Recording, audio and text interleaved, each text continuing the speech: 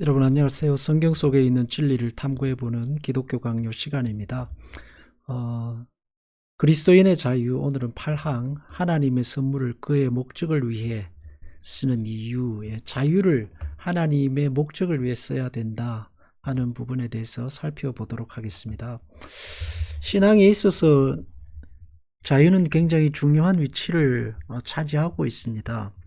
그것은 예수께서 주신 구원이 얼마나 위대한가, 완전한가 하는 부분이 자유와 연결이 됩니다. 율법과 죄로부터의 자유, 그리고 저주로부터의 자유, 죽음으로부터의 자유, 그리고 불필요한 일들로부터의 미신과 우상들로부터의 자유, 그 그리스도의 구원의 완전성을 설명하는 데 있어서 자유는 빠질 수가 없습니다. 그래서 우리가 하나님 예수 그리스도를 통해서 십자가의 보혈의 속죄의 은혜로 구원받은 사람의 그 구원의 어떤 완전함은 그 무엇으로도 무너뜨릴 수 없습니다. 그런 점에서 자유입니다. 근데 이 자유를 어떻게 사용할 것이냐 하는 부분에 있어서 이제 신앙이 시작되고 또 영적인 싸움들이 시작되게 됩니다. 그렇지만 이 자유를 어떻게 사용할 것이냐의 문제에 있어서 핵심 토대는 언제나 예수 그리스도의 십자가의 구원의 은혜여야 합니다. 그리고 하나님의 영광이 그 바탕에 있어야 됩니다. 그것을 가지고 이제 살아가는 것, 삶 속에서 영적인 싸움을 싸우는 것이 신앙생활이라고 할 수 있겠습니다. 여기 로마서 14장은 무엇이든지 스스로 속된 것이 없다, 속되게 여기는 그 사람에게는 속되다라고 하는 이유는 하나님은 예수 그리스도 안에서 인간의 모든 죄를 사하시고 모든 그 속박과 관습과 문화로부터 자유케 하셨습니다. 그래서 무엇이든지 그 자체로 속된 것은 없습니다. 중립적인 것들이죠. 재물의 문제라든지 아니면은 뭐 음식의 문제라든지 그 음식들 자체는 중립적인 것입니다. 그리고 그것을 어떻게 여기느냐? 죄라고 여기면 그 사람에게는 그것이 양심을 거리끼는 것이 된다라고 하는 말씀을 하고 있습니다. 왜 이런 이야기를 하냐 하면은 그 음식 자체가 구원을 무너뜨릴 수 없다는 얘기입니다. 성도, 그리스도의 십자가의 보혈로 구원 얻은 성도가 제사 음식을 먹는다고 해서 그것이 우리의 구원을 무너뜨릴 수 없습니다. 할례 자체가 우리의 구원을 무너뜨린다는가 하는 것은 결코 아닙니다. 우리는 그리스도를 통해서 하나님의 자녀가 되므로 그런 것들로부터는 자유한 사람이 되었습니다. 그러나 문제는 뭐냐? 그것이 어떻게 영향을 미치는가 하는 부분들은 생각해 봐야 한다라는 이야기를 하고 있습니다. 먼저 우리는 누구도 정죄할 수 없는 사람이 되었다라는 것에 대해서 확신을 가져야 됩니다. 자신이 가지고 있는 옛 기준, 관습 혹은 사람들로부터의 시선과 평가로부터 우리는 자유한 사람들입니다. 구원받은 사람이 되었습니다. 세리라든지 창기라든지 중풍병자라든지 귀신 들린 자라든지 그리스도께서 그들을 치유하시고 그들을 부르심으로 말미암아 그들은 사람들이 내리는 평가로부터 자유하고 하나님의 자녀 그리스도 안에 구원받은 사람이 되었습니다.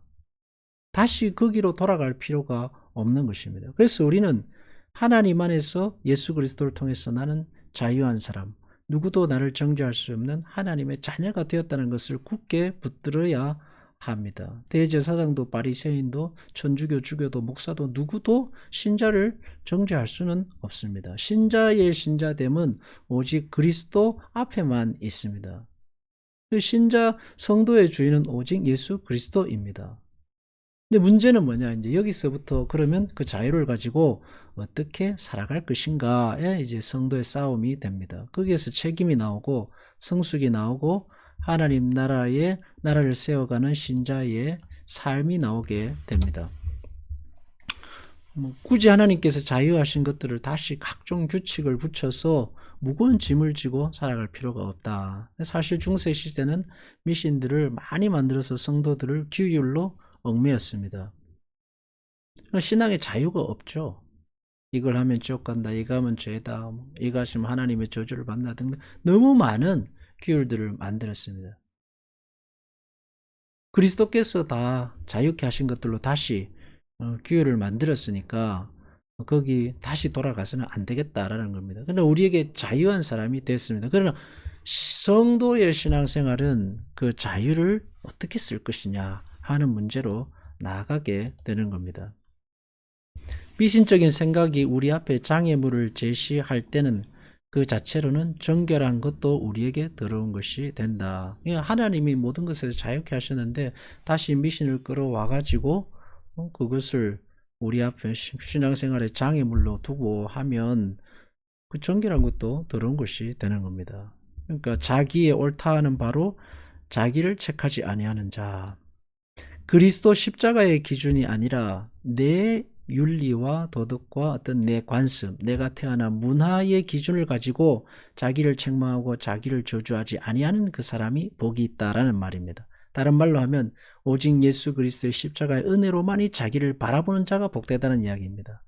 그런 점에서 의심하고 먹는 자는 정죄되었나니 그리스도 안에서는 제사 음식 문제될 것이 없습니다. 그렇지만 그 시장에 나와 있는 신전에 들어갔다가 나온 그 고기들을 의심하고 먹으면은 어쩔 수 없다 하는 이야기를 하고 있습니다.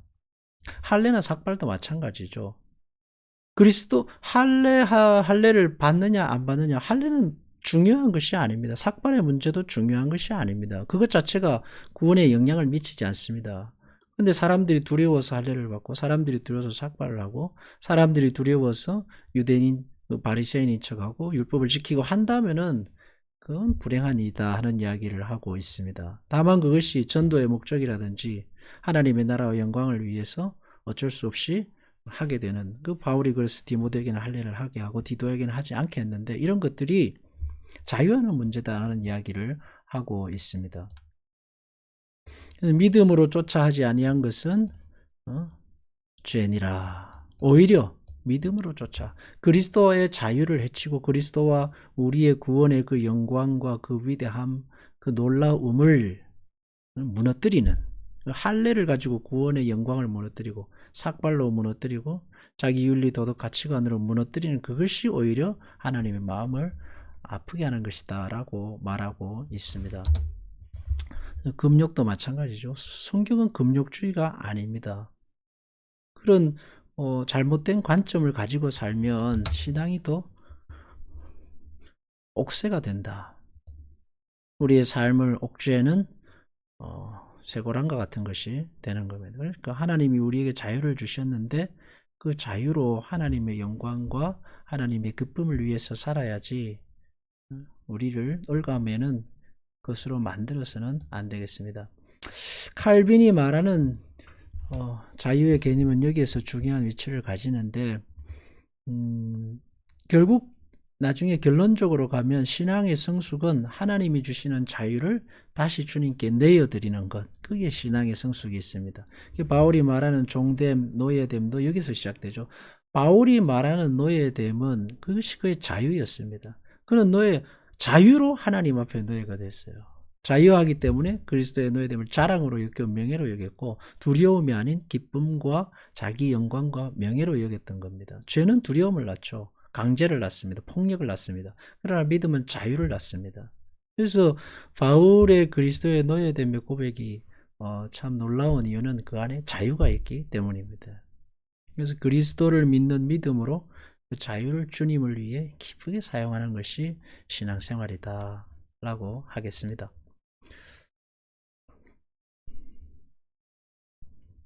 하나님의 선물은 그가 우리에게 주신 목적에 따라 아무 양심의 거리낌이나 마음의 불안을 느끼지 않고 사용해야 한다는 것이다. 네.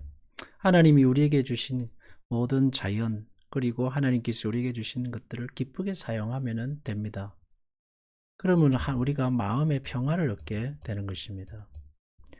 너그러우심을 깨닫게 됩니다. 이제 중세시대에는 뭐 하나 마음대로 사용할 수 없었으니까요. 못 하나 마음대로 박을 수 없고, 집 하나 마음대로 살 수 없고, 이사 하나 마음대로 할 수 없고, 사제가 허락하지 않으면 그 무엇도 마음대로 할 수 없는, 그야말로 노예 아니지만은 거의 노예의 삶을 살았던 것이 그 시대였습니다. 근데 바울이 우리에게 제시하고 있는 하나의 경계심이 있습니다. 그것은 뭐냐 하면 연약한 자의 양심입니다. 성수가 신자는 기꺼이 연약한 자의 양심을 생각하는 그런 자여야 한다라는 겁니다. 그리고 하나님의 영광이죠. 하나님의 영광을 생각하는 자유여야 한다. 거기에서 이제 영적인 싸움이 나오죠. 옛 자와 새로운 자와 죄의 자와 거듭난 자와 그리고 육신과 영의 싸움. 이게 신앙의 싸움들이 이 자유의 영역에서 이제 시작되는 것입니다. 예수님께서 하신 일 뭡니까? 자유를 가지고 이 땅에 하나님 보좌를 버리고 이 땅에 오셨습니다. 우리와 같이 되셨고 우리를 위해 십자가에 죽으셨고 그리고 우리를 위해서 기꺼이 제물이 되셨습니다. 그 위대함은 하나님이 우리 주님께서 가지신 자유를 기꺼이 우리를 위해 쓰신 것입니다. 그것이 사랑이고 그것이 하나님께서 우리에게 주신 보배로운 구원의 내용들입니다. 속박이 아닙니다. 이런 우리 하나님께서 우리에게 주신 이 예수 그리스도를 통해서 주신 귀한 자유를 어떻게 사용할 것이냐에서 이제 기도가 나오고 눈물이 있고 고뇌가 있고 영적 싸움이 있습니다. 인간은 늘 자기 욕망의 끝으로 가고자 합니다. 그러나 그리스도의 십자가는 우리가 어디로 가야 할지를 우리에게 방향을 제시하고 있습니다. 그래서 우리가 여기에서 우리에게 주신 자유를 기쁨과 감사로 하나님의 나라와 영광을 위해 쓰고 또 연약한 자들을 생각하는 데 쓴다면 그것이 성숙한 신앙으로 가는 지름길이라 하겠습니다. 기도하겠습니다. 하나님 아버지, 하나님께서 우리에게 모든 것으로부터 자유케 하심을 감사합니다. 우리가 자유한 자로서 하나님이 주신 평강과 기쁨으로 살아야겠습니다. 그러나 다만 그 자유를 내 정과 욕심을 위해 쓰지 않고 하나님을 기쁘시게 하며 이웃을 사랑하는 일로 쓰고 살게 하소서. 예수님 이름으로 기도합니다. 아멘.